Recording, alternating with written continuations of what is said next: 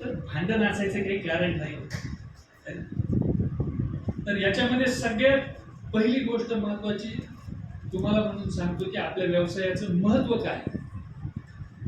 मी तर आपल्या या आरोग्याच्या क्षेत्रामध्ये जेवढेही आहात सगळेजण आमच्या सगळेजण आपण लक्षात घ्या आरोग्य दूत आहात आणि पॅथॉलॉजी मध्ये आपण काम करतोय. सगळे तुम्ही रक्त घेता, तपासता, त्याचे रिपोर्ट डॉक्टरांना दाखवता. आपण या सगळ्या मेडिकल फील्डचा पॅथॉलॉजी हा बॅकबोन आहे. लक्षात घ्या का नाही पॅथॉलॉजी हा आरोग्य क्षेत्राचा.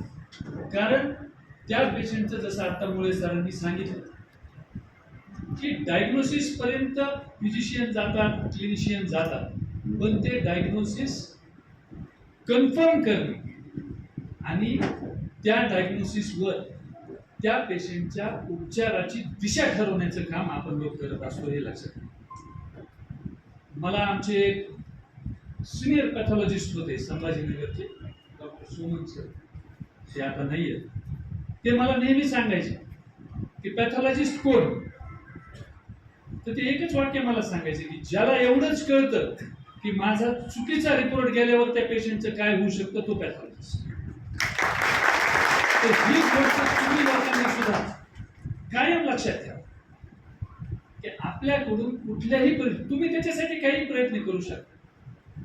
एकदा पेशंटचं सॅम्पल घेतलं आपण, आपल्याला वाटलं नाही काहीतरी उलट सुलट रिपोर्ट येतो, तुम्ही त्याचं सॅम्पल परत घेऊ शकता, रिपोर्ट थांबवा, काही प्रॉब्लेम नाही. परत तसाच रिपोर्ट आला, तुम्ही त्या कन्सर्न डॉक्टरला फोन करून सांगू शकता की असा असा रिपोर्ट येतोय, रिपोर्ट द्यायचा आहे का, है ना. आपण या सगळ्या जर काळज्या घेतल्या आपल्या ह्याच्यात, तर तुम्हाला माहित आहे चुका पॅथॉलॉजी प्रॅक्टिस मध्ये नाव लिहिण्यापासून चुका होतात. क्लेरिकल एरर जी आहे ही पॅथॉलॉजी प्रॅक्टिस मध्ये सगळ्यात जास्त होणारी एरर आहे. पेशंटचं नाव चुकलं, आडनाव चुकलं, वय चुकलं, पेशंटला वाटतं हा माझा रिपोर्ट नाही. मग तुम्ही तो बदलून जरी दिला, त्याचं तुम्ही परत वय 32चं 23 करून दिलं, तर तरी तो विश्वास ठेवायला तयार नाही की नाही. त्यांना वाटतं हे काहीतरी आपलं करतात कॉम्प्युटरवरून द्यायचं. तर पहिली गोष्ट तिथं आपण लक्षात ठेवायला पाहिजे की क्लेरिकल एरर म्हणजे, आता मला 30 वर्ष झाली मी प्रॅक्टिस करतो. 97ला मी प्रॅक्टिस चालू केली. त्यावेळेस आम्ही युरिन एक्झामिनेशनचे 10 रुपये घ्यायचो. बाकीच्या तर टेस्ट लोकांना माहिती ना. आता बघा आपण त्याच्यापासून कुठपर्यंत आलो. आणि बीडमध्ये अगदी तुरळक लॅब होते. हळूहळू हा प्रवास वाढत जातो. पण याच्यामध्ये चुका सुद्धा आपल्याकडून व्हायचे चान्सेस तसे तसे वाढत जातात. अनेक अनुभव येतात. जसं आता आमच्या पिंपळीने सांगितलं की अगदी म्हणजे आपल्याला अगदी सामाजिक काम करण्यासाठीची संधी ह्याच्यामधून मिळते. आपण अगदी त्याच्यामध्ये गुंतून काम करू शकतो. पण त्याच्यामध्ये काही काही चांगले अनुभव येतात आणि काही काही वाईट अनुभव.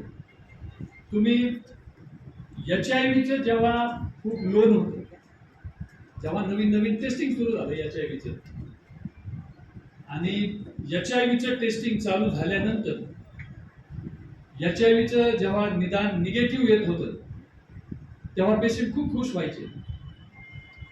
पॉझिटिव्ह आल्यानंतरचे काही अनुभव असे आहेत, लक्षात ठेवा.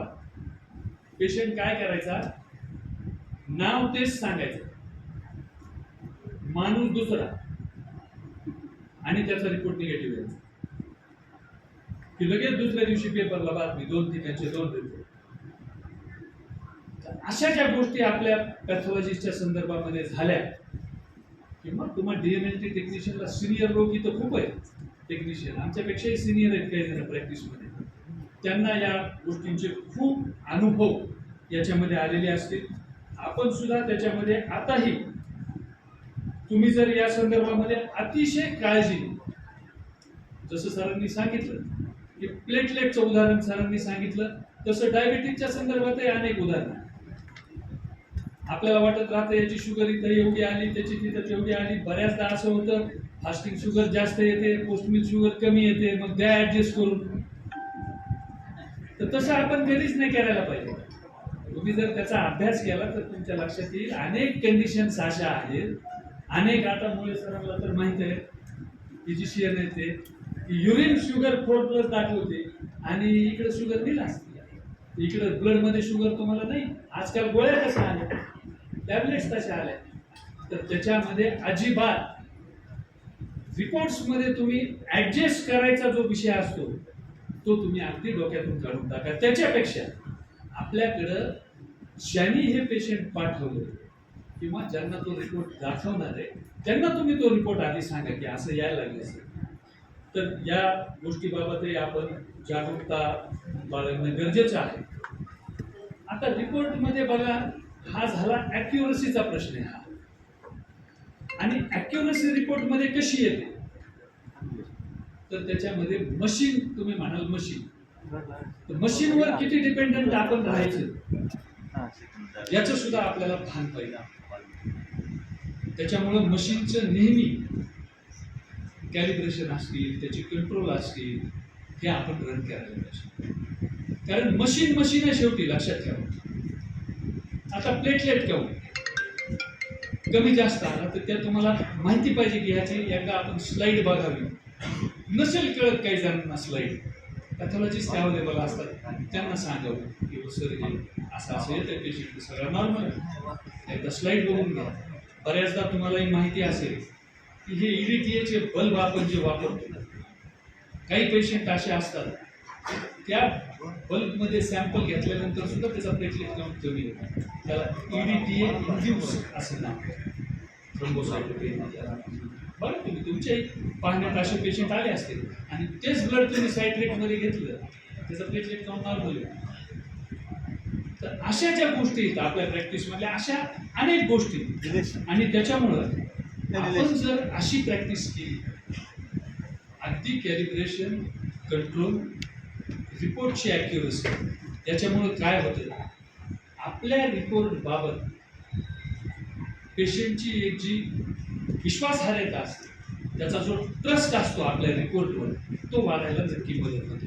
आणि मग एकदा पेशंटची विश्वासार्हता वाढली ना, एक गोष्ट तुम्हाला सांगतो की नंतर पेशंट मग हे नाही पाहत कुठल्या पण रिपोर्ट कडे त्याला जर बोट दाखवायची संधी मिळाली मग मात्र तो सुरू करतो किंवा नाही, इथले रिपोर्ट चांगले नसतात, तिथले रिपोर्ट बरोबर असतात, असं मग त्याच्याकडून आपल्या बाबतच्या कंप्लेंट्स चालू होतात. दुसरी गोष्ट तुम्हाला मी सांगेन की नवीन टेक्नॉलॉजी यायला लागली, तंत्रज्ञान यायला लागलं. आता तर AI पर्यंत सगळं झालं. तर या संदर्भाने सुद्धा या सगळ्या तंत्रज्ञानाचा आपण कसा उपयोग करायचा हे सुद्धा आपण शिकायला पाहिजे. अनेक मशीन आता तशा आल्या, सगळे मायक्रोस्कोप तसे आले. त्या तंत्रज्ञानाचा पुरेपूर उपयोग आपण घ्यायला पाहिजे. आणि तसं आपल्या सगळ्या लॅब आपण अपडेट करायला पाहिजे. तुम्ही जर लॅब नाही अपडेट केली तर त्याचा काहीही फायदा होणार नाही. एक गोष्ट लक्षात ठेवा, आता 2-3 गव्हर्नमेंटचे सुद्धा आपल्याला 3 जण आहेत पदाधिकारी, त्यांचे ऑफिसर आहेत. तर कायदे जे असतात, गव्हर्नमेंटचे कायदे करतात, हे तुम्ही लोक नेहमी लक्षात ठेवा की हे तुम्हाला त्रास देण्यासाठी कदापिही नाही. गव्हर्नमेंट जे कायदा करतं त्याच्यात आरोग्य क्षेत्रातले जे कायदे, हे या सगळ्या आरोग्याच्या फील्डमध्ये आपण ज्या सगळ्या फॅसिलिटीज लोकांना देतो त्याच्यामध्ये सुधारणा व्हावी यासाठी कायदे केलेले असतात. आणि हे जे कायदे आपण ते कायदे कसोशीनं पाळायचा प्रयत्न करायला पाहिजे. आता तुम्हीच मनाला विचारा की हे जे वेस्टचा विषय बघा, पोल्युशन कंट्रोल बोर्ड आहे, आपल्या किती जणांच्या लॅबमध्ये त्या रंगाच्या बाटल्या, त्या रंगाचे त्याचे डिस्पोज करायचे, त्याच्या बॅग त्या आहेत, ह्या निडल कुठे डिस्पोज करायच्या, सिरिंज कुठे डिस्पोज करायच्या, आपले कॉटनचे स्लॅब कुठे डिस्पोज करायचे, हे आपल्याला माहिती पाहिजे. मग सरकारी नियम आपल्याला लागू होत होते आणि मग आपल्याला वाटत राहतं की आपल्याला हे त्रासदायक. तर तसा अजिबात विषय नाही. तर आपण जर हे नियम पाळले, नियम पाळून तुम्ही जर लॅब चालवल्या आणि अचूक रिपोर्ट जर दिले तर मला नाही वाटत ह्याच्यामध्ये कुणाचंच काही प्रॉब्लेम नाही. आणि तुमची मध्ये जे सांगितलंय किंवा पॅरामेडिकल काउन्सिल तुमची झाली, या पॅरामेडिकल काउन्सिलमध्ये मात्र तुम्ही सगळ्यांनी नोंदणी करायला पाहिजे. आणि दुसरा विषय तुम्हाला सांगतो, तो विषय पॅथॉलॉजीच्या संदर्भात आहे. आमच्या संदर्भात काय होतंय, खरं तर हे सरकारी यंत्रणेलाही मला लक्षात आणून द्यायचं की ही मुलं लॅब चालवतात. बीडमध्ये सुद्धा 7-8-10 नावं मलाही माहिती आहेत, पण हे पॅथॉलॉजिस्ट सह्या करणारे कोण आहेत हे कोणालाच माहिती नाही.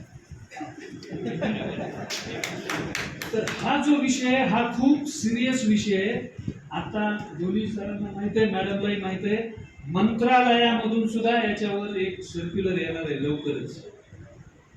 आणि असे जे कोणी आहेत ते तुम्ही मग कायद्याच्या कचाट्यात या. तर म्हणजे ही भीती नाही, पण तुम्ही ती ह्याची काळजी घ्या की तुम्ही त्या माणसाला कधीच पाहिलेलं नाही. तो माणूस कुठला गुजरातचा, कर्नाटकचा, हैदराबादचा आहे, त्याच्या सहाय्याने तुम्ही इथं रिपोर्ट देता, अतिशय चूक गोष्ट आहे. आणि याला आता कायदा होणार, लक्षात घ्या. आणि मग अशा सगळ्या बाबी ज्या आहेत त्या बाबी तुम्ही लक्षात घेऊन तुम्ही अगदी प्रॅक्टिस करायला पाहिजे. त्याच्यामध्ये अगदी बेकायदेशीर, आणि तुम्ही पाहत असाल जसं त्यांनी सांगितलं, कुणी म्हणतं बॅग घेतं, सॅम्पल घेतं, म्हणजे तो ट्रेंड टेक्निशियन नाही. तर याच्यामध्ये सुद्धा तुम्ही लोकांनी लक्ष द्यायला पाहिजे.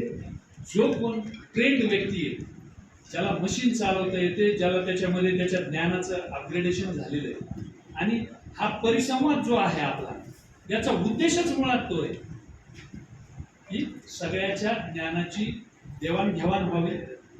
आणि या देवाणघेवाणीमधून तुम्ही तुमचं नॉलेज अपडेट करायला पाहिजे की आपण काय करायला पाहिजे, आपली लॅब कशी इम्प्रूव्ह करायला पाहिजे. त्याच्यामध्ये चुका तर सगळ्यांकडून होतात, लक्षात घ्या. चुका आमच्याकडून नाही होणार, चूक होत नाही अशातला बाब नाही. पण तुम्ही या चुकांवर असेच जर तुम्ही एकजूट राहिले, संघटित राहिले, खरोखरच म्हणजे दाद देण्या एवढी संख्या आहे तुमची. आमच्या सुद्धा सीएमईला एवढी संख्या नसते. तुमची अतिशय कौतुक आहे की एवढ्या मोठ्या संख्येने तुम्ही इथं उपस्थित आहेत. आज जवळपास 150+ रजिस्ट्रेशन आहे. आधीच्या काही जणांनी केलेले नाही, म्हणजे 150-200ची संख्या जवळपास तुमची इथं उपस्थित आहे सध्या. तर अतिशय चांगले आहेत. आणि तुम्ही एकमेकांना तर सहकार्य करतातच आहे, पण असंच जर तुम्ही संघटित राहिला, अनेकदा अनेक विषय येतात, लक्षात घ्या. तुमच्या संघटनेचा एक विषय आहे, सायनिंग अथॉरिटी बाबतचा एक विषय आहे. सुप्रीम कोर्टाने, हायकोर्टाने निर्णय दिलेले आहेत की सायनिंग अथॉरिटी हा पॅथॉलॉजिस्टच आहे, पण त्याच्यामध्ये काही बेसिक टेस्ट ज्या आहेत त्याच्यामध्ये तुमची अशी मागणी की त्या बेसिक टेस्टवरती आम्हाला ते सही करू द्या. तर तो विषय काय असतो, ते कायद्याच्या मध्ये कायद्याचे लोक त्याचा अभ्यास करतील, वरच्या पातळीवर त्याचे निर्णय होतील, ती आपल्या हातातली गोष्ट कधीच नसते. त्याच्यामुळं त्या निर्णयाची आपण वाट पाहू नये. आपण आपला अचूक रिपोर्ट द्यावा, आपली लॅब अपग्रेड करावी. आपल्या ज्ञानामध्ये सुद्धा जसं जसं सध्या मेडिकल तंत्र हे रोज बदलतंय, लक्षात घ्या.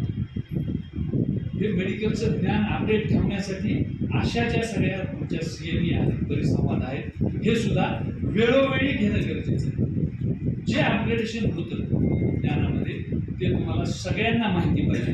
नियमात जे बदल होतात सरकारी नियमात, तेही तुम्हाला सगळ्यांना माहिती पाहिजे. आता आमच्यासाठी सुद्धा क्लिनिकल एस्टॅब्लिशमेंट ऍक्ट म्हणून जो आहे 2025, तो सुद्धा आता येऊ घातलेला आहे. लवकरच महाराष्ट्र शासन सुद्धा त्याची अंमलबजावणी करणार आहे. आणि लॅबला सुद्धा जसं हॉस्पिटलला आहे, क्लिनिकला आहे, तसं त्याच्यात लॅबचा सुद्धा मेन्शन आहे. आणि त्या लॅबसाठी सुद्धा प्रत्येक लॅबसाठी नियम येणार. तर या सगळ्या नियमाच्या अधीन राहून आपण सर्वांनी काम करायला पाहिजे. आणि अतिशय चांगले रिपोर्ट देणं ही लक्षात घ्या, ही आपली नैतिकता आहे, ही आपली जबाबदारी. आपण ह्या जबाबदारीतून हात झटकायचा नाही. आपल्याला हे करायचंच आहे, ही लोकांची सेवा आहे. हे काही आपल्याला याच्यातून फार पैसे मिळतात, आपण फारच त्याच्यातून मोठे व्हायला लागलो अशातला काही भाग नाही. ही एक समाजाची सेवा म्हणून आपण करतो. म्हणजे घरी जाऊन सॅम्पल घेता तुम्ही कित्येक जण तरी, त्याला रिपोर्ट देता, रिपोर्ट करता, ही समाजाची सेवा आहे. आणि या सेवेमध्ये नैतिकतेचं भान आणि अगदी ती एक जबाबदारी म्हणून की आपण ह्या सगळ्या सिस्टीममध्ये, म्हणजे ह्या मेडिकल फील्डच्या सिस्टीमचा आपणही एक भाग आहोत, ही जबाबदारीची जाणीव तुम्ही सगळ्यांनी ठेवावी आणि या परिसंवादाचा तुम्हाला खूप खूप फायदा व्हावा याच मनोकामना व्यक्त करतो आणि थांबतो. धन्यवाद.